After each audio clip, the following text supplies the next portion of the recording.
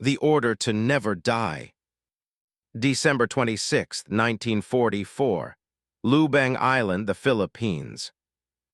The air is thick enough to choke on, a heavy, wet blanket of humidity that clings to the skin and rusts steel overnight. Even the jungle seems to be holding its breath. You are standing on a ridge overlooking the muddy airstrip of Lubang Island, a strategic speck of land just 75 miles southwest of Manila. The sky is a bruised purple, heavy with the impending monsoon, but the rumble in the distance isn't thunder. It is the low, grinding drone of American engines. They are coming. Everyone knows it. The erratic discipline of the garrison troops, the hurried digging of foxholes, the frantic burning of documents, it all smells of fear. But Second Lieutenant Hiroo Onoda is not afraid. Or rather, he is not afraid in the way the others are. He stands apart from the regular infantry, his uniform slightly cleaner, his eyes scanning the perimeter with a detached, analytical precision. He is 22 years. Old, but he carries the weight of a man 3 times his age. Onoda is not a standard soldier of the Imperial Army. He is a graduate of the Nakano School, the elite, secretive training center for intelligence officers. While the rest of the army is being force-fed the doctrine of WWII, the shattered jewel, or honorable suicide charge, Onoda has been taught something considered almost heretical in 1944 Japan. He has been taught to survive, to be a ghost, to fight dirty, to blend in, and to never, under any circumstances, throw his life away. Major Yoshimi Taniguchi, Onoda's direct superior, stands before him. The major's face is grim, illuminated by the flickering light of a kerosene lamp inside the command tent. He straightens his uniform and looks Onoda dead in the eye. The air in the tent is stagnant, smelling of cheap tobacco and damp canvas. "You are absolutely forbidden to die by your own hand," Taniguchi says, his voice cutting through the humid silence. Onoda stiffens, locking his muscles to attention. "It may take 3 years, it may take 5, but whatever happens, we'll come back for you. Until then, so long as you have one soldier, you are to continue to lead him. You may have to live on coconuts. If that's the case, live on coconuts. Under no circumstances are you to give up your life voluntarily." The order is seared into Onoda's mind. It is a contract, a promise.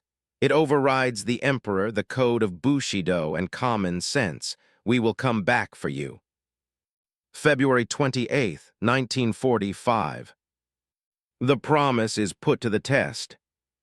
The dawn breaks with a roar that shakes the teeth in Onoda's skull. The horizon fills with the gray silhouettes of the American invasion fleet. Landing craft churn the water into white foam as they race toward the beaches. The sky turns black with carrier-based aircraft, Hellcats and Corsairs screaming down to strafe the jungle canopy. Chaos erupts on Lubang. The Japanese garrison, poorly led and panicked, collapses almost immediately.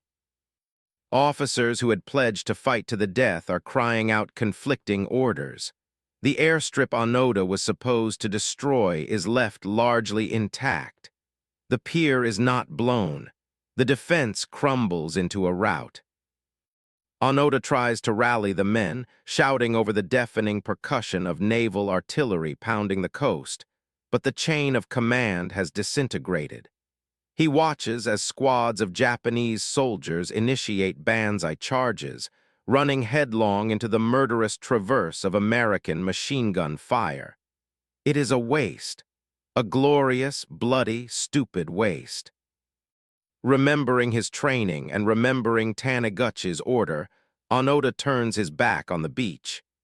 He grabs his Arisaka Type 99 rifle, his sword, a supply of ammunition, and signals to the few men who are willing to listen. "To the hills," he commands.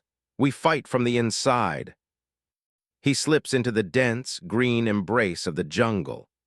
As the heavy palm fronds close behind him, shutting out the sight of the burning beach, Hiroo Onoda steps out of World War II and into a war of his own making. He is accompanied by three others: Private First Class Yuichi Akatsu, Corporal Shoichi Shimada, and Private First Class Kinshichi Kazuka. They scramble up the slippery, mud-slicked slopes of the mountain interior. Below them, the island is being consumed by fire and steel. Above them, the canopy is silent and indifferent. They dig in, hiding in the roots of massive banyan trees, waiting for the counterattack that Taniguchi promised. They check their rifles. They count their rounds. They wait for a Japanese fleet that is already at the bottom of the ocean. October 1945, the deep jungle of Lubang. The war has been over for 2 months. The atom bombs have fallen. The surrender documents have been signed on the deck of the USS Missouri. Tokyo is occupied, but in the twilight gloom of the Lubang Mountains, none of this has happened. For Onoda and his three companions, the war has simply become wet. The rainy season is a relentless physical assault. It turns the ground into a slurry of mud that sucks at their boots and rots their socks.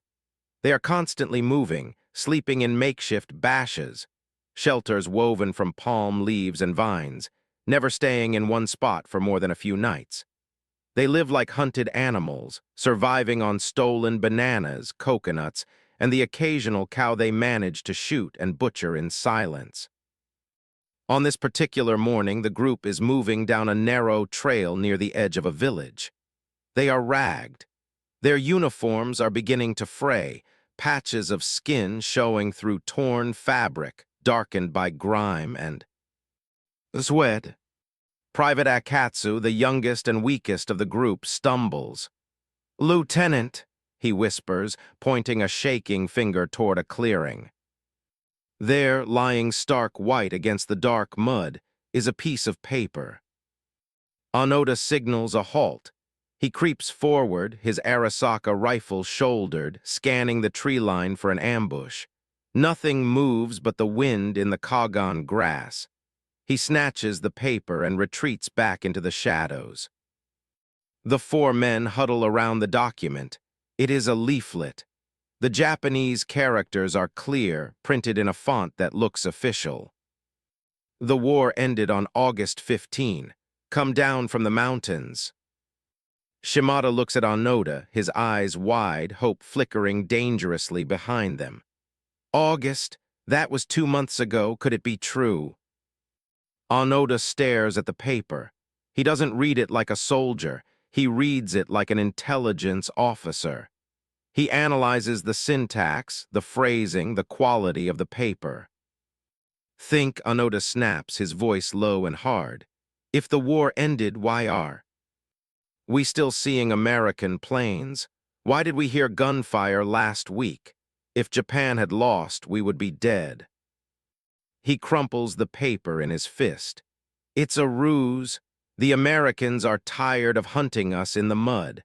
They want us to walk out so they can shoot us down like dogs. The logic is twisted, but to them it is ironclad. They have been trained to expect deception. They were told the enemy is ruthless. Therefore, a polite request to surrender can only be a trap. Months bleed into years. The year becomes 1946, then 1949. The Americans escalate their efforts to communicate. More leaflets fall from the sky, drifting down like confetti. Some contain photos of letters written by their families. Others have official surrender orders from General Yamashita. Onoda examines a surrender order signed by Yamashita. He traces the characters with a dirty fingernail. Look here, he points out to Kazuka. The phrasing, the general would never use this word, and this signature, it looks traced. It's a forgery. The tragedy is that the Nakano school training that keeps them alive is also the very thing that blinds them. Onoda is too smart for his own good. He is an expert in counterintelligence, capable of deconstructing complex lies, so he deconstructs the truth until it looks like a lie. But the psychological strain begins to fracture the group. Private Akatsu is the first to crack. He is not elite. He is a simple conscript, and the jungle is eating him alive. He lags behind on patrols. He cries in his sleep.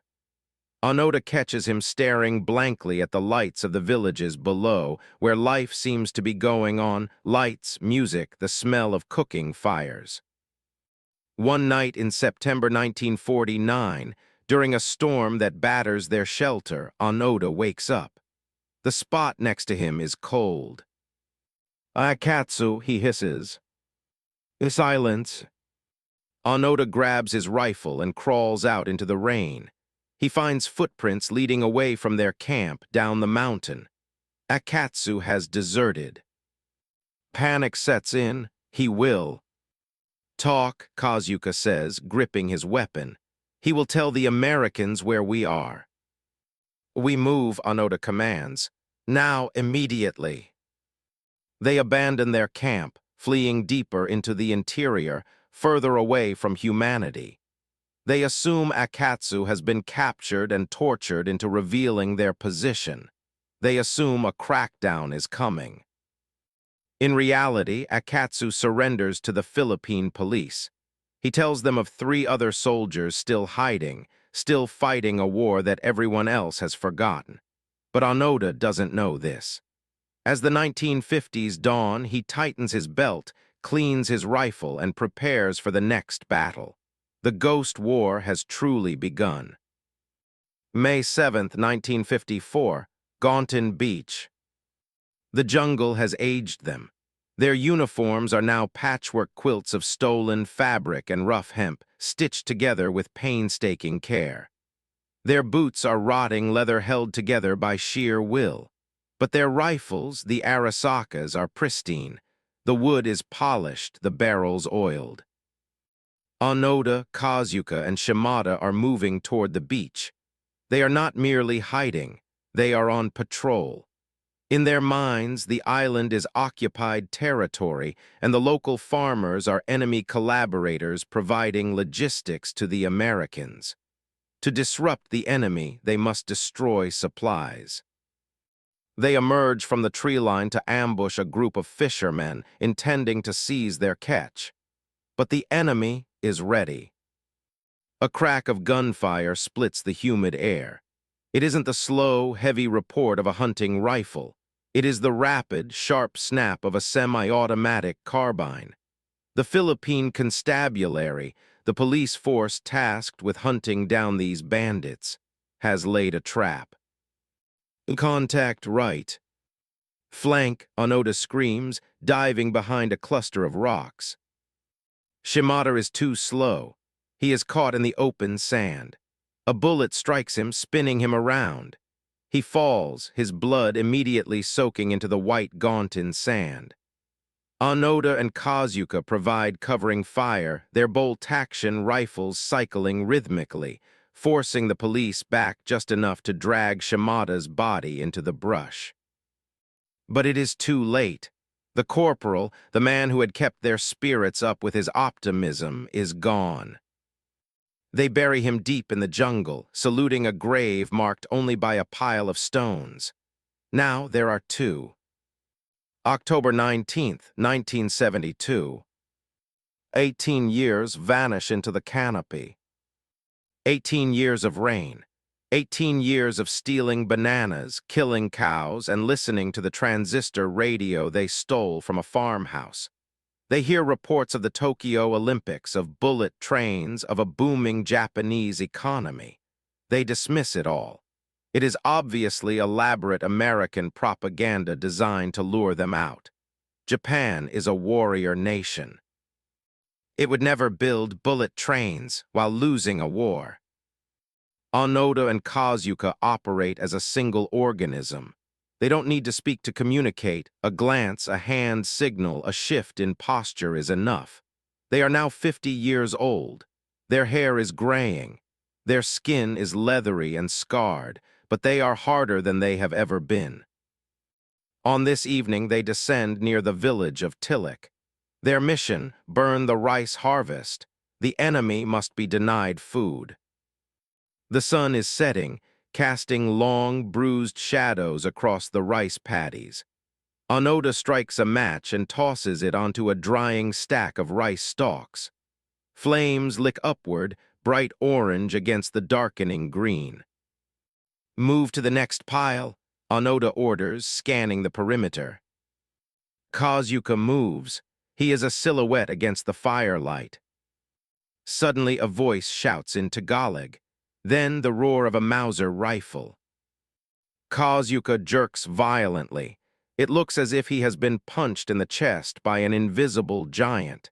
He collapses into the mud, his rifle flying from his hands.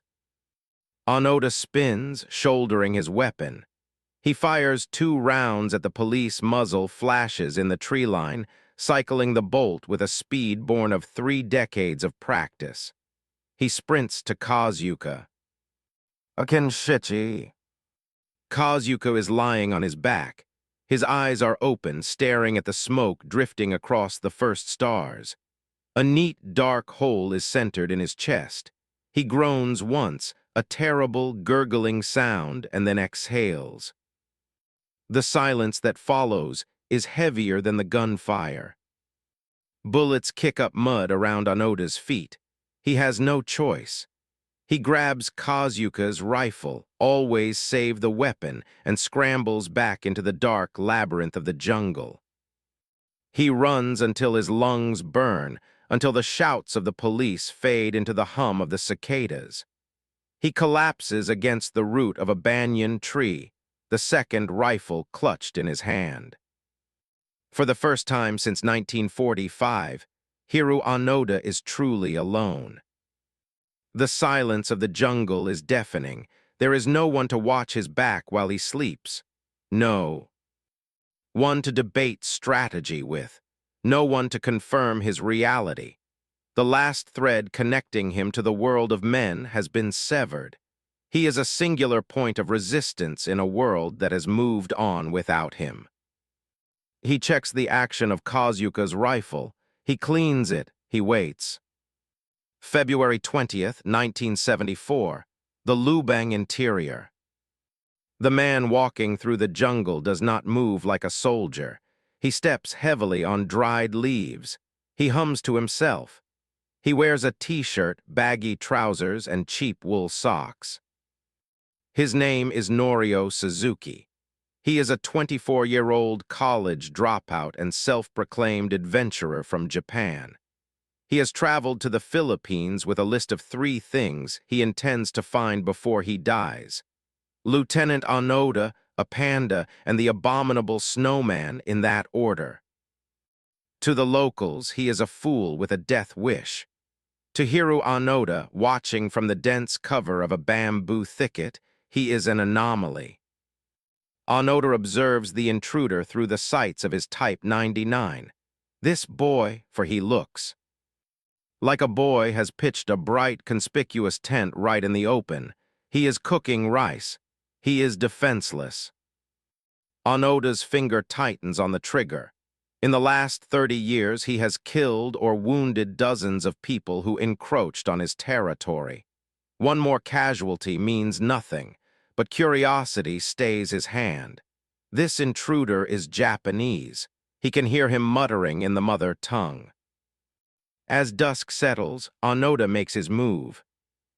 He bursts from the shadows like a demon. He screams a guttural command, his rifle leveled at the stranger's chest. Suzuki doesn't reach for a weapon. He doesn't run. He jumps up, his eyes wide with shock, and does the one thing that saves his life. He stands at attention and salutes. "Onoda-san," Suzuki stammers, his hands trembling. "The Emperor and the people of Japan are worried about you." Onoda freezes, The name, the language, the lack of hostility. He keeps the rifle aimed at the boy's heart. Who are you? I am Norio Suzuki. I came to find you. For the first time in decades, Onoda lowers his weapon slightly. The tension in the air is electric, bridging the gap between two different worlds, the fanatical imperial past and the modern pacifist present. They sit by the fire. It is the most surreal interrogation of Onoda's life. Suzuki offers him cigarettes, modern ones with filters. He offers him food, and then he tries to explain the impossible. The war is over, Suzuki says gently. Japan is rebuilding. We are a rich nation now. Please come home. Onoda listens, his face a mask of stoic granite. He looks at the magazines Suzuki has brought. He sees pictures of skyscrapers, of cars, of a Japan he doesn't recognize. But looking is not believing. I am a soldier, Onoda says, his voice raspy from disuse.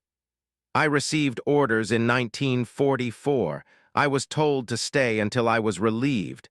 I cannot ignore those orders. But the army doesn't exist anymore, Suzuki pleads.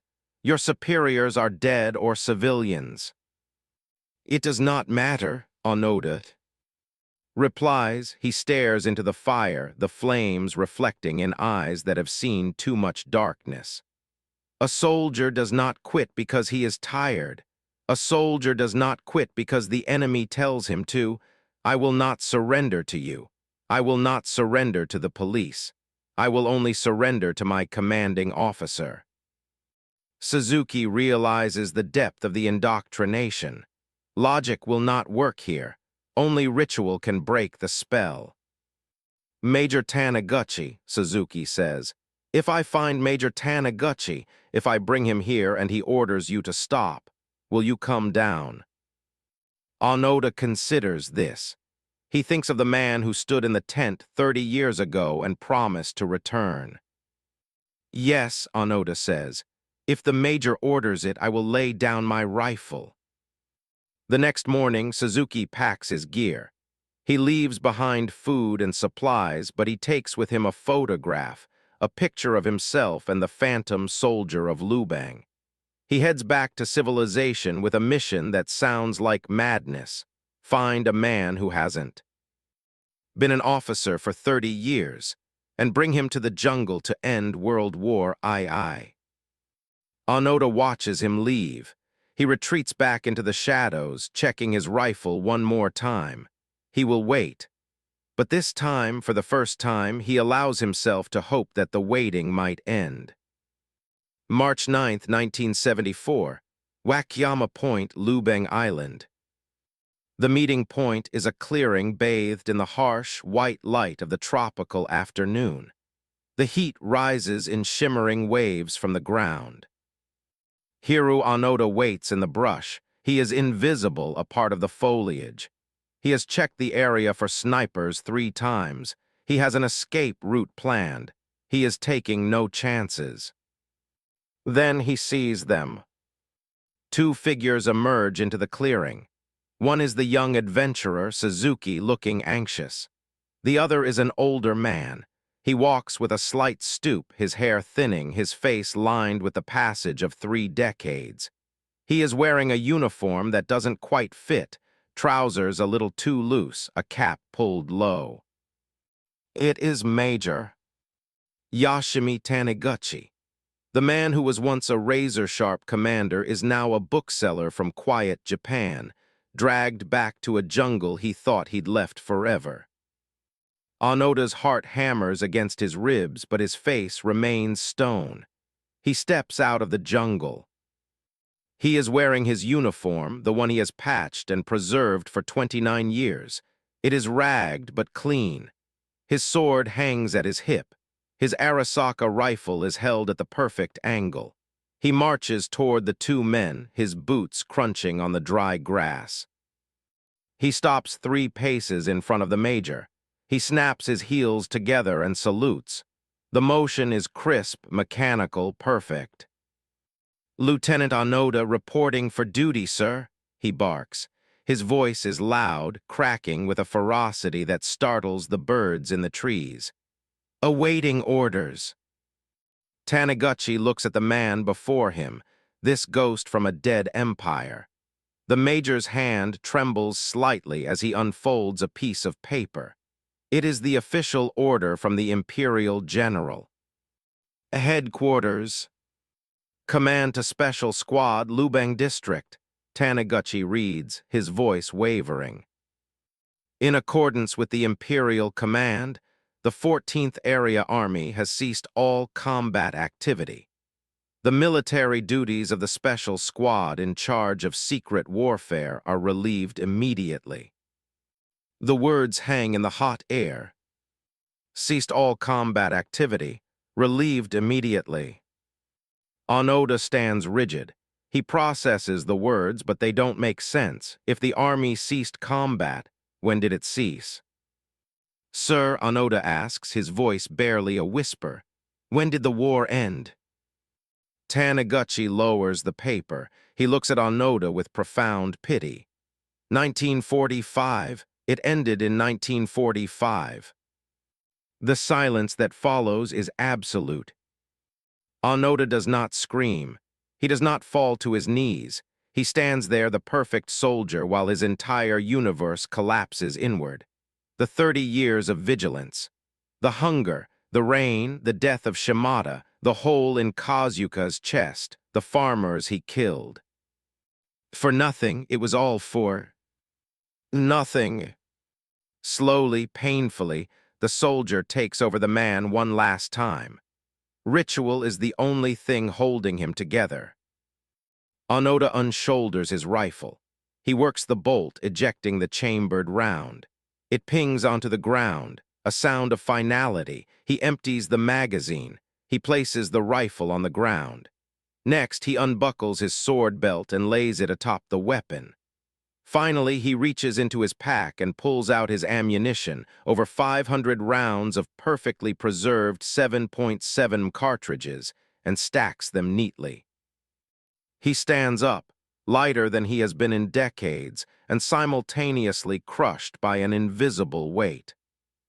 "I am sorry," Taniguchi says quietly. "We should have come sooner."